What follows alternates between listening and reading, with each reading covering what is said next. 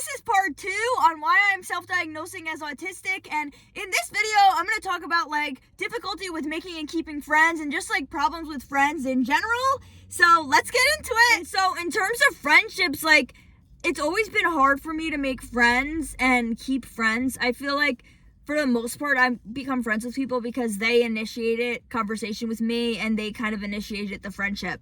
You know, even though this one friend in college, I think I did initiate with her, she says what happened is I went up to her and I said, "Are you sweating?" And that's because that was my way of segueing into, "Do you want to go to the gym with me?" I think I said that because I was high at the time. So, like, when I'm high, it's easier to unmask and to, like, be authentic and to be my true self versus, like, where I'm sober, I'm like, oh my God, I don't know what to do. I don't know how to behave. I don't know what to say to these people, right? And so she was talking with somebody that I knew. So I say hi to the person that I knew. And then I thought she was sweating. So I was like, "Oh, are you sweating? Did you just come from the gym? Do you want to go to the gym with me?" Then we went to the gym together, and then we ended up becoming friends. But she has ADHD. So, like, I would only be friends with people that were neurodivergent. Either they knew that they were, or they were undiagnosed and they found out later in life, whatever, or maybe they're still undiagnosed, you know. But, like, I wouldn't be friends with neurotypical girls. So, like, it's possible to be autistic and to have friends and to make friends, but usually they are with other neurodivergent people, whether that's ADHD or they're autistic, you know. So it's always been kind of hard for me to make and keep friends. So I had a friend in kindergarten, and then in first grade, she says to me on the playground, like, "I don't want to be your friend anymore." And I was really taken aback, and I didn't know why she had done this, right? My mom says that it was because we weren't rich, and as soon as her mom saw our house, she didn't want her daughter to be friends with me anymore.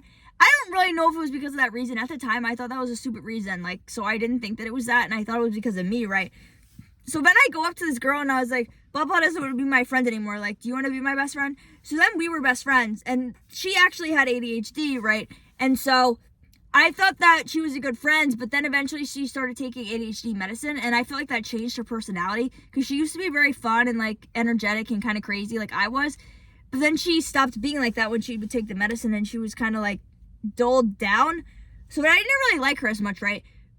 So then I became friends with some other people, but any girls that I was friends with, like, they were either neurodivergent, either undiagnosed, or they were diagnosed, or, like, later in life, right?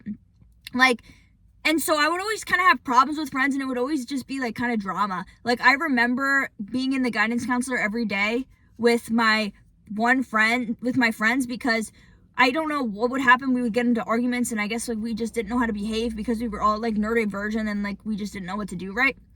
But I remember this one friend I was with in 4th grade, like, every day she would get mad at me for some reason, and then I would have to give her some of my food at lunch for her to make up with me.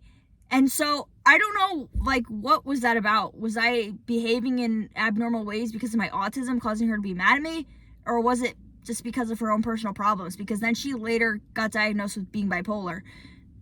But I don't know if, like, she's actually bipolar, or maybe she just has ADHD also, and then she was diagnosed with being bipolar, because I know that sometimes that can happen.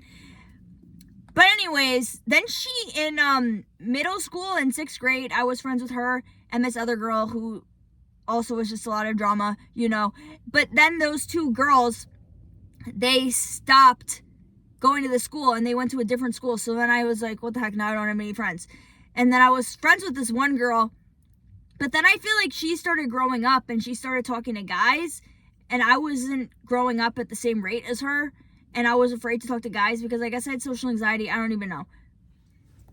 So another thing is, like, with making friends, like, I made friends with this one girl when I got into sorority in college. It was the worst sorority, first of all, so I wasn't like, I was so cool in a sorority. It was the worst one. But anyways, the two girls were friends, so then I started becoming friends with the one girl, and then I found out later how the second girl, she at first didn't want me to join their friendship because she thought that I was mean, but then she ended up liking me.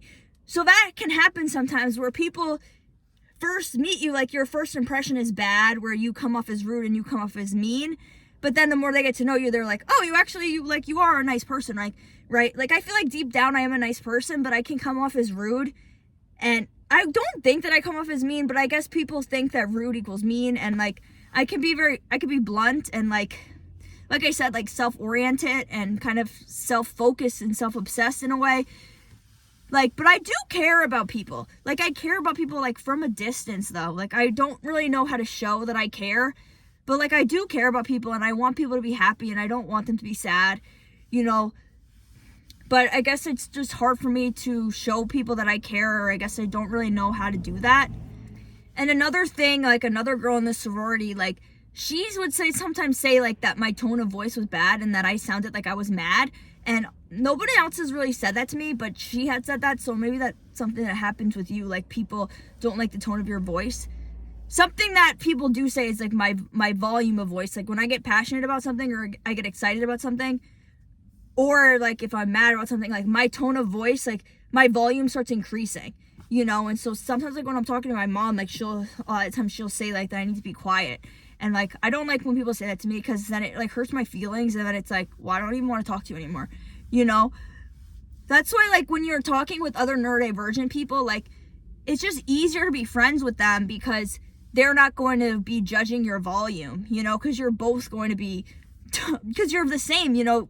When you're both talking about something you're interested in, you're both just going to be having increased volume and you're just both going to be, like, screaming at each other, you know? And it's going to be okay. Like, sometimes I'm at work and I'm talking and I start getting excited about something and then I think to myself, I'm screaming now, you know?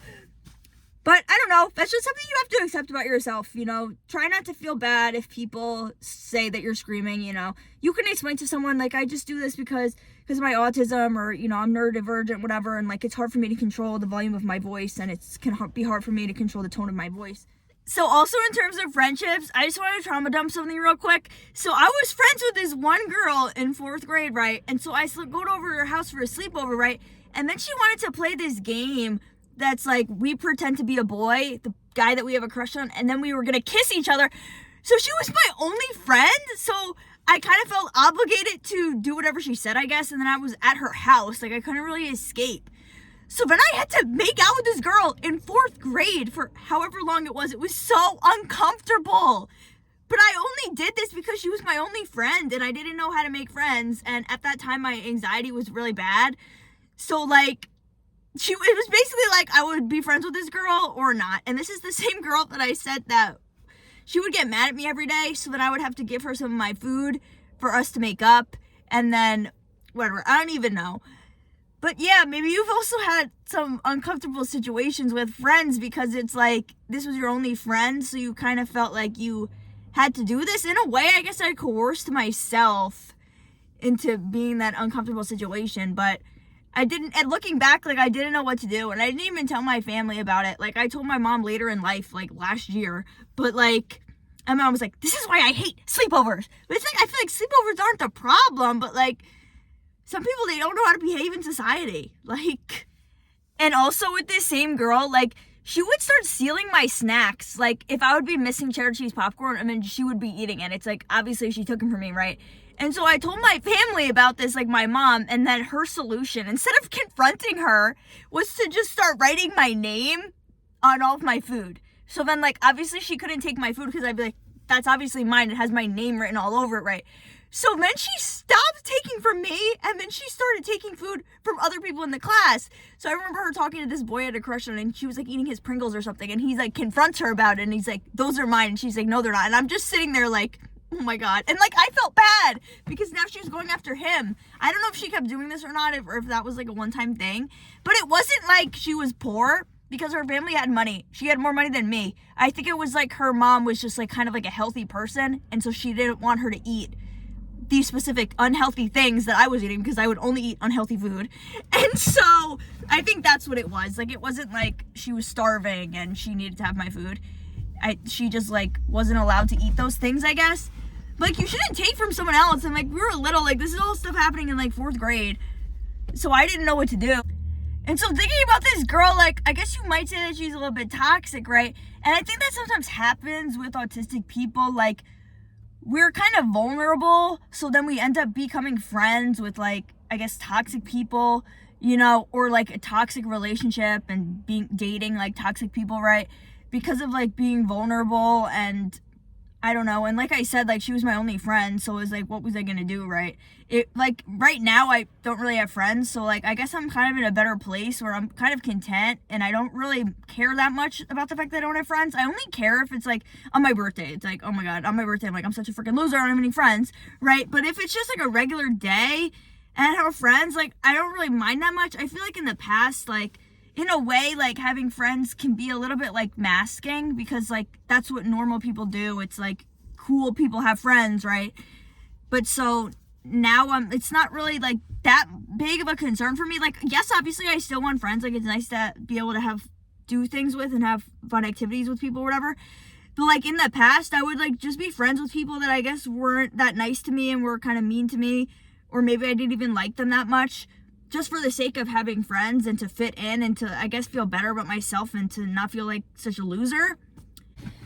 So some other things in terms of making friends is that I'm very like all or nothing, even within friendships. So for example, when I would go to college, I'm like, okay, well, I can't talk to any of my high school friends because I'm in college now.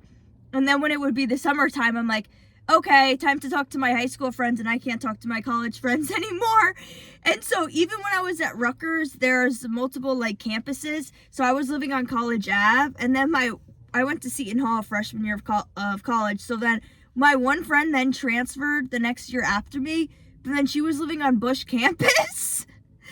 So like at times, like, I would forget that she existed and I wouldn't talk to her as much because I'm thinking like I can only talk to people on College Ave, right? And then my other friend from high school was also at Rutgers, but she was living on a different campus. So I hung out with her like twice, and then like with my other friend, I would hang out with her if she were to come to College Ave, but I wouldn't go over to her. And so that's just kind of like all or nothing. And then another thing, like I said before, like I would only be friends with people that smoked weed. And then when I stopped smoking, I'm like, well, I can't be friends with anybody that smokes now. So then I stopped being friends with all my friends. So even though then like a year later, I kind of started smoking again, but only at night, right? So now like I don't really have any friends. Like I sometimes talk to my one friend who I said from high school who was diagnosed with autism 2 years ago. She's from my hometown, but the thing is she moved to a different town. Like I live in New Jersey and she still lives in New Jersey. But because of the fact that she's not in my hometown, like it's kind of hard for us to hang out. So I really only see her like once a year on her birthday because she invites me to her birthday party, you know, and she has like a lot of new friends from her job. So that's that. And like I didn't really make friends at my job because I'm a freaking waitress, you know. And like I did sort of make one friend, but I mean, I thought that she liked me, but I guess she didn't actually like me that much because she would like never respond to my text messages. And to be honest, I made another video about her saying notice the red flags in friendships, and I made a whole video about her, about how like I guess she didn't like me and I missed the signs.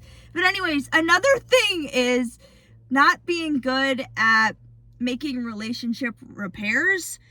And so I would sometimes get in arguments with people, like friends, and then, or they would get mad at me for something, or I would get mad at them for something, and then I just didn't know how to repair the relationship. So like we would just have a falling out, and that would be the end of it, and that would be the end of our friendship. And you know, sometimes it would be like they would get mad at me and I didn't think that I did anything wrong, so I didn't think that I needed to apologize. And at that time of my life, I guess I had a problem with saying sorry. But you know, then like a couple years after, I realized that you should say sorry to people, you know, to be nice, I guess, and to show them that you care or whatever. So like if I do think that if I hurt someone's feelings and I think that it's valid and I didn't mean to hurt their feelings, you know, I will apologize to them. But if it's something where like somebody gets mad at me for something where I feel as though I didn't do anything wrong, then it is hard for me to apologize to them. Like, I will give an example. So, freshman year at Seton Hall, you know, I was living there and there were two girls that were commuters. So they wanted to sleep over in my room. So I said, okay. So they came and then we went out to a party, and then basically we were then going to a different party. And then they didn't want to go and they wanted to go back home and go back to bed. And I was like, well, I don't want to go to bed. I want to go out and I want to party still. So then I went to the next party and then they didn't go. And so then they were locked out of my room because the person in charge of the people coming into the dorm wouldn't let them in unless I was there. So then basically they were kind of stuck in the hallway, I don't know, until I came back home from the party. And like, I was drunk at this point and I was probably high. And like, I just feel like even now, like, I'm sorry, but I don't really think that I did anything wrong. Like, if you want to sleep in my room because you want to go out to a party, then you have to go out to a party and you should do the things that I want to do, and you shouldn't make me not go out because you need to sleep in my room. Like, I don't know, I guess maybe I should have went back home and then dropped them off, but then like I'm leaving with these people. Like, if I were to do that, then I'm gonna be by myself, and then how am I gonna get to the place? And like, I wasn't that good at directions, so I would have kind of like follow people, so I would just kind of go with the group and stuff. And so obviously like I just think of myself a lot of the times, and I guess I don't think about how my actions make other people feel, which I guess is bad. So I didn't apologize to them. And then a really bad experience happened actually after that, which I think was also due to my autism. You know, basically what happened was we go back to the room and it's us two, and then I don't know why this guy is then a part of it, and he's in my bed and he's not even good looking, and he was my friend, and then we kissed. I don't know why did we kiss, like, and then the girls leave, and then I was like, I kind of felt like I was coerced into having sex with this man. I mean, I feel like it wasn't like he didn't coerce me, because he like was being respectful, and he was like, is this okay? Like, can we have sex kind of thing? And then I just said yes, because I didn't know what to do, you know, and the girls left, and I just thought like I had to then have sex with this guy, because like at that time of my life, I kind of was thinking that like, that's what people do at college. They have sex with people. And like, I guess that was a weird way of masking and trying to be cool, you know, just another way of me trying to fit in and attempt to mask that were just unsuccessful, and then ended up just making me feel bad about myself. So then I have sex with this man, and then that's like, where did these girls go? Like, in the beginning, they're freaking out that I am not in the room and they need me to come home, and then when I'm home, then they just leave me. Like, what? So anyways, then the next day, like the next time we went to a party, like, because this guy would always have pre-games, and so then he has this piñata that he like, it's like a body count piñata where he will take an item from a specific girl and he puts it on the piñata, right? So then we're there and I'm like, what the fuck? Why do you have my sock? You know? And then I'm freaking out about this. And then basically I just announced to everybody that I had sex with this man, because a freaking body count piñata. I mean, obviously they knew because they were friends with him. So then we went into the bathroom to talk about things, and he tried to apologize to me. And I think he gave me my sock back because I was mad because it was my French fry sock. And I'm like, these are one of my favorite socks that you took from me, you know? And so like, anyways, then I was like to him, like, I never want to have sex with you again. Like, 'cause I didn't even want to have sex with him. Oh my God. And so then, and then I remember I went to the people next door and was complaining about this situation to them. And then I basically was telling everyone that I had sex with this guy without even realizing. But like, what the fuck is that? You have, like, it's one thing to make a list on your phone like a normal person of the people that you had sex with. You don't have a body count piñata where you steal something from the girl to put on there. It just made me feel like, do you even like me? You just wanted to have sex with me to add me to your freaking piñata? Anyways, like, I still would sort of talk to him sometimes, like, as a friend. And one time it was, because it was a really small school, so one time it was me, him, my other friend, and like 2 other people. And then my one friend is like, we were talking about how the school is so small, and she's like, yeah, like, I don't know, something like, anytime people are in the room together, like, somebody in the room has had sex with someone or something, like, I don't know, something like that, where, like, and we just, like, look at each other, I don't know.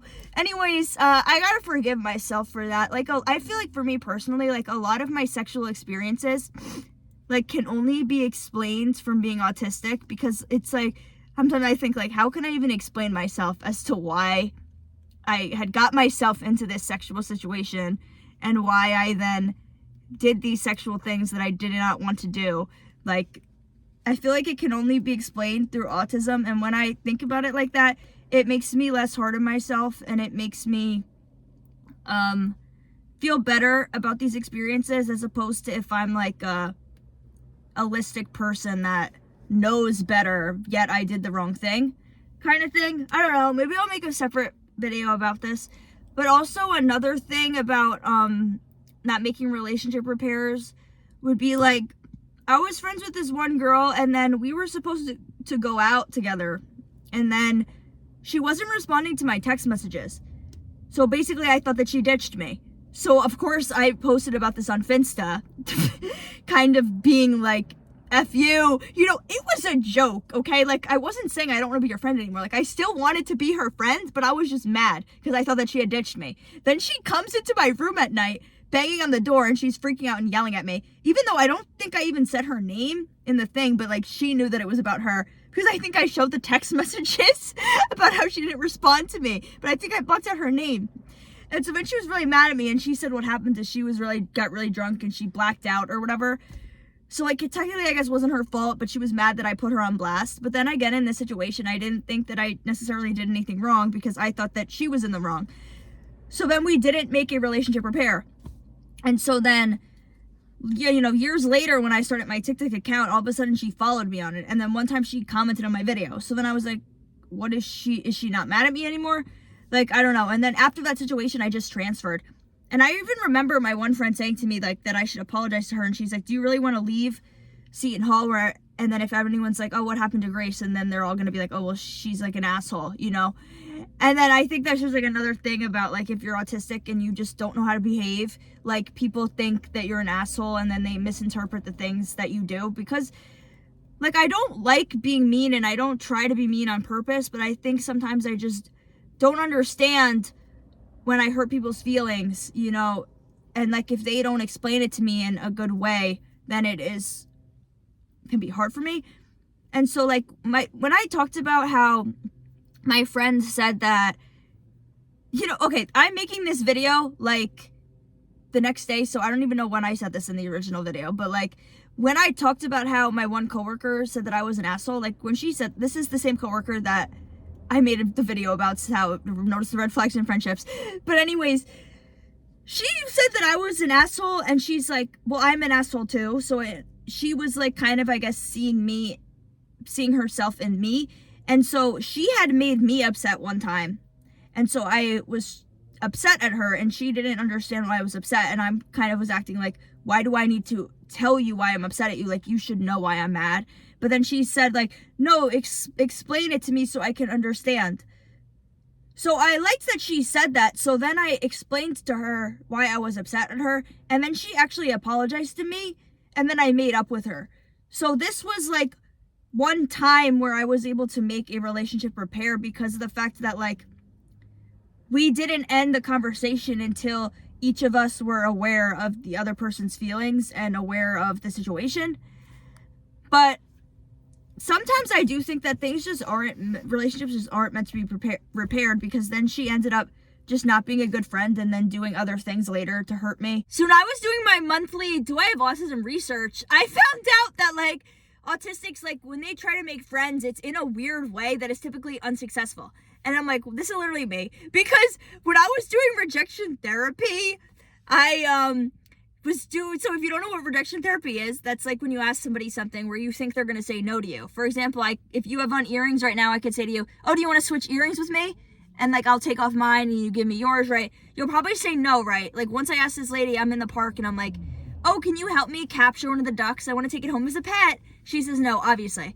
I'm doing this because I'm thinking this is how you make friends. And, like, I would say to my mom, like, when people would say, like, oh, why are you doing this? I'm like, that's how you make friends. My mom's like, that's not how you make friends. And I didn't make any friends from doing that. But, you know, in a way, it can be how you make friends, because I asked this old man, like I want to be friends with an old man. Anyways, though, I was with my dog and he had his dog, and it was Valentine's Day. So I was like, can my dog take your dog on a date for Valentine's Day? And so now every time I see that guy in the park, he says hi to me. So it can be how you make friends, you know? When I was doing social exposure therapy, that was also like to make friends by doing weird things in public. Like when I went into Five Guys and I did an exercise with a resistance band, now when I go into Five Guys and that employee that was there the first day that I did it, like now he likes me more and he says hi to me and he cares about me when I go in there. Whereas previously when I would go in there, like I'm just like an average customer, whatever, right? And he doesn't really care that much. So in a way, I was right, and it can help you to make friends. But I didn't make friends with my ideal friend person.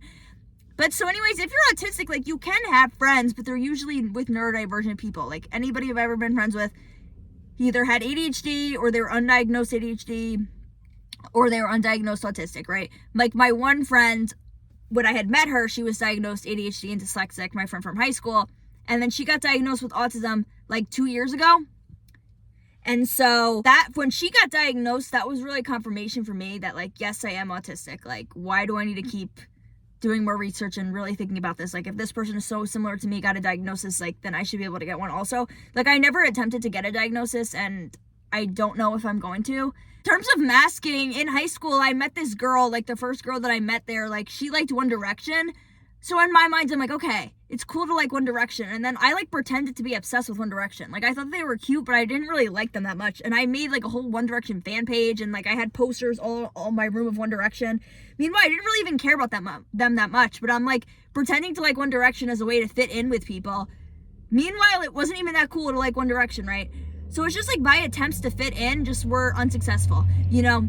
And so another thing was like, I saw this girl in middle school that had a lot of friends. And so she wasn't even like a popular girl per se, like the main popular people, but like she did have a lot of friends. And she was wearing this Aeropostale t-shirt that said like Aeropostale or whatever. So then I went to Abercrombie, which isn't even the same place. And I got like those Abercrombie t-shirts. And then I would literally only wear those Abercrombie t-shirts, you know. Maybe it was because they were comfortable to me in a way also, or like just a need for sameness.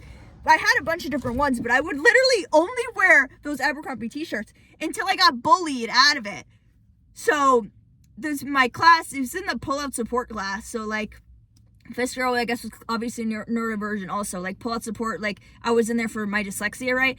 And so she started tallying, because she would be like, Grace, you wear like the same shirt every day. Like, so then she started making a tally of how often I would wear that shirt. And so then eventually I'm like, Mom, I can't wear these shirts anymore. Like, I'm getting bullied.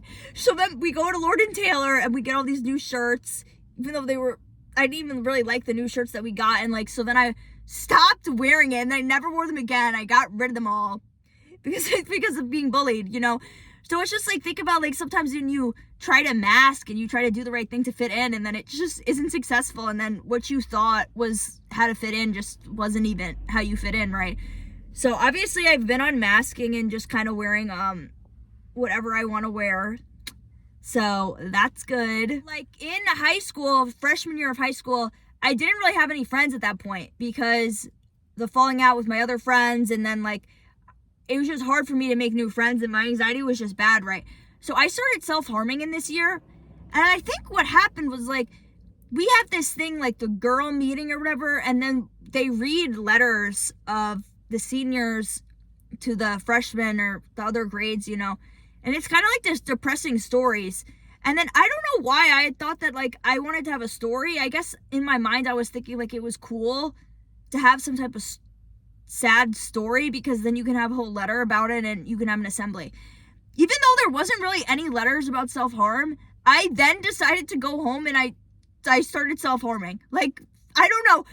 Like, I don't know if I was doing that because I was sad or because I wanted to create some type of story and that was a way of masking and to fit in, even though that literally makes no fucking sense. But anyways, then I was kind of like addicted to the behavior of self-harming. So then it was something that I just did every day. And I didn't stop doing it until like senior year of high school. And the main reason I stopped doing it was because I was thinking like, well, I'm going to start dating soon. And like, I can't have a boyfriend and date guys and have sex with people and have all these self-harms, cuts on me because I was doing it like on my thighs that obviously people are gonna see when you get naked, right? And like I wasn't doing this for attention or anything because like I would hide this from people and I didn't want anybody to know about it. Eventually my mom found out because of the fact that I had a freaking depressing Instagram account, and so I had taken a picture of it, and then I don't even know. Was I gonna post this video? Like, that's so triggering. But like, I can't even think about this stuff. But basically, my mom found out about it because our phones were like synced the photos. And when she comes to my room, she sees me. Then I had to go to freaking therapy, whatever. But I was still self-harming. And so I stopped self-harming for the reason of having sex with people. And so then, I still sometimes have urges to self-harm because my emotions are obviously very intense, but I don't do that anymore because I know that that's bad and that's not something that I should do. But sometimes when I get very upset, I will like punch myself like on my leg or like on my arm or something as a way to kind of have pain, but to not have physical reminders of it. Because if you self-harm, like, then you're going to see that and it's just going to cause you shame and it's just not going to be good. So that's why I don't do that anymore. But I also try not to punch myself either because that's mean to do to yourself. And so that's why I really try to like dance and shake the emotions out of me. But so like, because when I tried to explain this to my mom about the self-harming thing, because I know that's like something autistic people do, and like in a way I think it was to cope with my intense feelings. Like sometimes like if I'd had a bad experience at school, I would go home and self-harm. Like I remember talking about this in therapy. She's like, well, why did you self-harm? And I was like, oh, because my teacher yelled at me. Like what? That's ridiculous, you know? And so it kind of like, I feel like my mom was saying it kind of started for an autistic reason of me thinking like, well, I want to have a story too, like these people, and kind of like masking in a weird way to try to fit in that doesn't make any sense, because I guess sometimes like I think things that don't make sense, right? But then it turned into doing it as a way to cope and to release stress of being at school and throughout the day, you know? And I would come home from school in high school and I would like immediately go to bed, you know? But then I found out senior year that I need to be gluten-free. So eating the gluten was making me really tired. So I don't know. And then when senior year of high school came, I wrote a letter about my self-harming experience and how you shouldn't self-harm. So I don't know. Hopefully I helped somebody, or maybe I just made other autistic people think that they need to go and self-harm to have a story. So when I think back to certain experiences I had in high school, like at first I didn't think that I was bullied, but now when I look back, I'm like, maybe these people actually were making fun of me and I just didn't realize and I didn't understand, right? So specifically in my one class, like, they would all call me like Queen Grace, and I thought they were just trying to be nice to me, you know, and I thought it was funny and it made me happy. But now I'm kind of thinking like maybe they were making fun of me a little bit, right? And I feel like there were just other times where I just didn't really realize that people were making fun of me, even though they were. And this even happens now sometimes with my coworkers. I even make videos like, are these people making fun of me, like, or not? Like, I don't understand. And then some people like, yeah, they're making fun of you, like. But whatever, try not to let these people get you down. It is okay to be who you are. But so other signs of autism that I have is like, if I have a conversation with someone, like, I like to talk about myself a lot, and I'm very self-oriented. You know, if you want to talk about yourself in conversation with me, that's your responsibility to do so. And you need to interrupt me and you need to start talking about yourself. Because I don't really ask people questions unless I'm genuinely interested and I want to know. Like if I go on a date with somebody, I will ask them questions because, you know, I want to get to know you to see if I want you to be my boyfriend or not, right? You know, but then like once we become boyfriend, girlfriend, like I probably won't be asking you that many questions, right? And so I had this one boyfriend and I was living with him sort of, and like then he would come home from work and stuff and like he would get mad at me that I didn't ask him about his day. And I guess, like, I don't know, like, I guess I'm mean because I didn't really care. You know, if you have interesting, funny story to say about what happened, that's your responsibility to bring up, you know, because I guess I think people think the way that I think, you know, like, if I have an interesting experience that happens at work, I will come home and I will tell everybody in the family what happens. Like, I'm not waiting for you to say, what happened at work today, for me to tell you. Like, I will come home and I will just say to you. And like, that's how I feel like other people should act. Like, if you have something to say, you need to say it. You shouldn't have to wait for me to ask you, you know, these questions for you to say it. Like, and I feel like I see these people on TikTok and they're like, I went on a date with this guy and all he did was talk about himself. Like, you need to talk about yourself. You need to interrupt this man and start talking about yourself. You know, I guess like something I need to work on is listening to other people more and listening to what they have to say. I remember, like, because I'm like, those specific videos, I'm like, couldn't be me. I'll be on a date with someone, as soon as they start dominating conversation, I'm like, all right, okay, back to me now. Let's talk about me again. And I'll start talking about myself again. So that's a sign of autism, dominating conversation, only wanting to talk about yourself, only talking about things that you're interested in, that you care about. It's really hard for me to talk about things that I'm not interested in. And another thing for me is I cannot fake interest, and I can't fake that I care about what you're talking about, right? And so like at work, specifically with my job, like when sometimes I say to my mom, like, oh my God, these people thought I was weird. And she says that I need to like be fake nice and be like, oh God, hey guys. Like, I don't know. Like for me, like when I go up to the table, I'm like, hi, how are you? Like I start off really positive and then I start like going downhill with my tone of voice and like becoming more monotone. But then when I leave, I'm like, have a great rest of the night. So it's like, I'm like upbeat and then down and then upbeat again at the very end. And then also like, I don't know how to have small talk with people. Like sometimes when the customers want to engage with me and have conversations with me and I just don't know what to say to them. And so I feel like with my social anxiety, I feel like I might make a whole separate video about this. Like, is it social anxiety or is it autism? Because I feel like sometimes I don't know how to behave. So then I think the best thing to do is saying nothing instead of just saying what I want to say. Because I feel like sometimes, like, if I want to be genuinely authentic, I think then I can come off with being a little bit mean because I can be kind of sassy, you know? So that's something I want to try to work on, you know, not masking and like not stopping myself from saying certain things and just saying what I want to say. And like, it is okay to say these things and to not say things in fear that like, that's not what a neurotypical would say, right? And so in high school, when I had to go to therapy for self-harm, I was in DBT therapy and I was in group therapy with other girls. And then I was in group therapy with my freaking mom and my dad. And it was like all of the girls with their parents. And it was so freaking awkward, right? And so DBT therapy is for people with borderline personality disorder. And so like, she didn't really say to me like, oh, you have BPD, even though maybe they said that like in the group, like, I don't know, like, so I wasn't sure if I was really diagnosed with BPD or what, but I was in DBT therapy and getting the treatment for it. So maybe I was. And I just know like a lot of autistic girls get diagnosed with BPD and then later in life they find out that they're autistic, right? So I guess maybe that's what was happening. But at the same time, I feel like I do have BPD and I don't think that's like a false diagnosis because I think that I have BPD and I also am autistic, you know?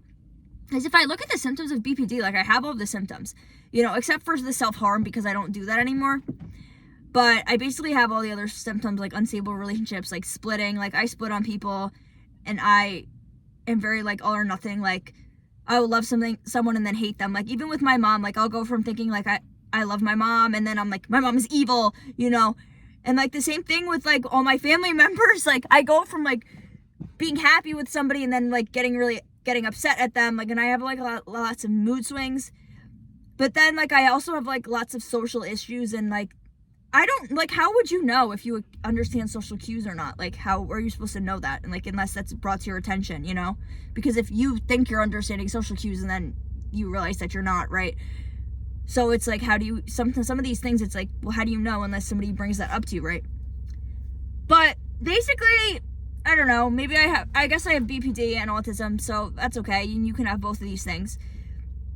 But therapy wasn't helpful. And so my therapist ended up ditching me as a patient. And she's like, well, you know, you still need help, but I can't help you, so I'll refer you to someone else. And then I actually attempted to go to another therapist, but I don't know.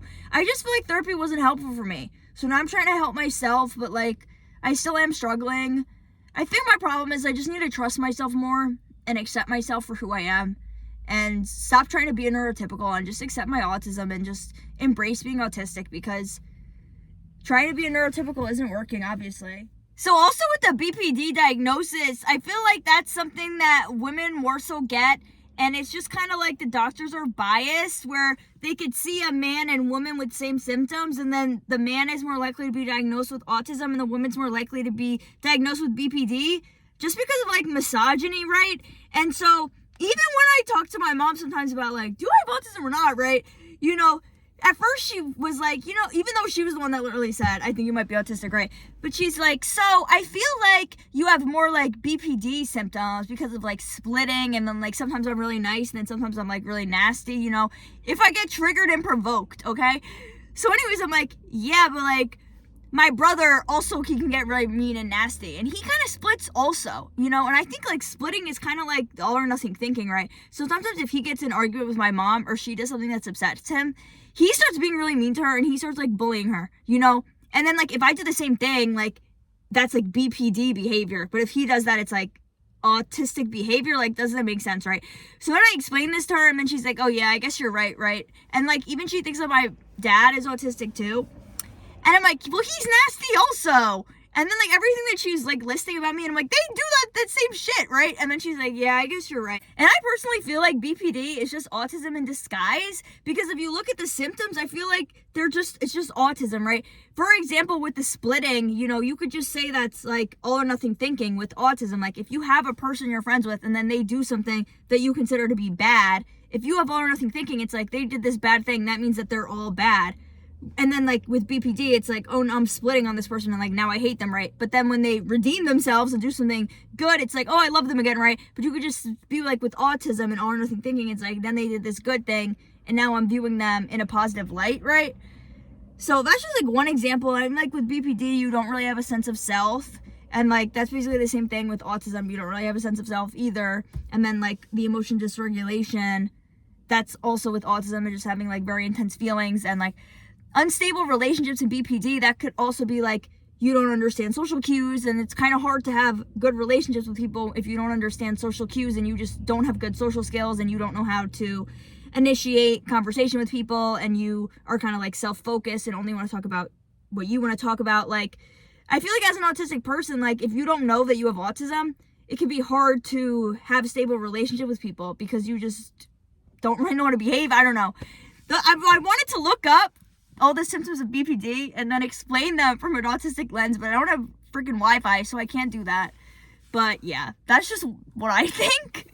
And something else with the BPD diagnosis is like you have a favorite person if you have BPD, right? And I feel like in terms of autism, like, yeah, I have a favorite person, yes, but I feel like that's because of the fact that like I don't have the emotional capacity to care about so many people at once, you know? If you want to be friends with someone, like you have to put in work, you know, you have to care about them, you have to do things with them, you have to like show up for them and whatever, right?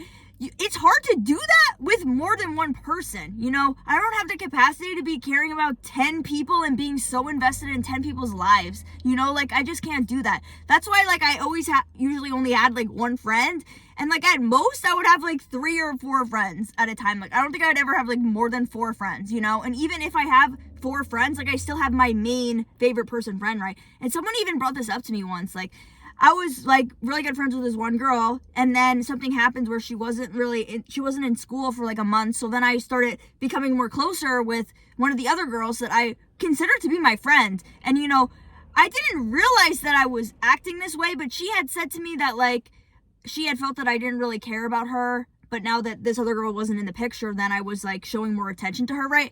And like in my mind, like I didn't think that I was playing favorites, but like I guess I was, right? And even with dating, like I always see people say like, you need to have a roster, you can't like put all your eggs in one basket. It's like, no, like I don't have the capacity to be having 5 boyfriends at a time. But you don't have 5 boyfriends, but like I can't be going on dates with 5 different guys. You know, I always just get a favorite one and then I just pick them and I drop the others, because like I can't care about so many people at one time, you know? So I think that's what it is. Like BPD, whatever, its favorite person, and then like from an autistic lens, I feel like it's just kind of hard to have that emotional capacity to really care about a lot of people at once. Other things about me that I think are autistic is I take a lot of things very literally, and I don't always understand jokes. So a lot of the times sometimes I can sense that people are joking, but at the same time I'm like, but what if they're not? And also like, this isn't a joking matter. So I'm taking it literally, and then it ends up like being a joke, or they were just kidding. And like, I don't really understand sarcasm. Like, I can give sarcasm to other people, which I usually don't do because I don't like it. But like, when people do it to me, like, I don't like it and I don't really understand it, right? And so other things are small talk. Like, I hate small talk and I don't really understand that. And what's the point of that? Like, for me personally, I will never ask somebody, how are you? Because one, I feel like when I'm asked of that, like, you're just supposed to say good and like move on with your life, and you're not really supposed to give a genuine answer, right? So like, but at the same time, I don't want to ask someone, how are you? And then they're going to start telling me the truth. And what if they're in a bad place? And like, I'm probably not emotionally prepared to deal with their emotions. Like, I don't know. I guess that's kind of mean to say, to be honest. But like, especially if it's a stranger, like, I don't even know you, right? You know, like, I will care about people's emotions, like, when the time is right. But like, I just don't want to, you know, be asking people, how are you? And then all of a sudden, like, all these things are going to come that we're gonna have to unpack. Like, you know what I'm saying? So I don't like to ask that, and I don't like when people ask me how I am either, because also, like, a lot of the times I'm not really in touch with how I'm feeling. So like, sometimes I'm like, I'm just trying to be happy, you know, and become happy in life, you know, and then someone's like, oh, how are you? Like, and then I have to think like, oh, how am I? Like, oh no, maybe I'm actually sad, like, you know, and then it just kind of makes me upset. Like, I don't know, I feel like that's kind of ridiculous, but I don't like when people ask me to become aware of how I'm feeling, you know. And then the next thing is not good at co-regulation. So that's basically like when you're walking with someone, I'll walk ahead of you unless we are having conversation. So, you know, like, say I go on a date with someone and we're walking, like, I'll walk at the same pace as you because we're trying to get to know each other, whatever. Like, if I'm hanging out with like a friend, you know, maybe for the first time, you know, I'll walk at the same pace as them to talk to them, right? If we're having conversation, like, if we're walking somewhere to a destination, for example, me and my dad walked to get little dessert today, and so I was walking ahead of him. Like, he's a slow walker. Like, slow walkers really bother me, and it's really hard and uncomfortable for me to slow down my pace. So it's not that I want to walk ahead of people, because I don't. Like, I want us to be walking at the same pace, but like, I guess I just walk really fast, and like, I'm sorry, but I can't slow down for you unless we're actually having conversation and there's reason for us to be walking at the same pace. But I feel like if we're not having conversation and we're just walking because we're going to a certain destination, like, why do we need to be walking at the same pace? You know what I'm saying? Like, my mom gets really upset about that. I mean, she knows it's because of my autism, and my older brother does the same thing by walking ahead, but like, it just makes her upset.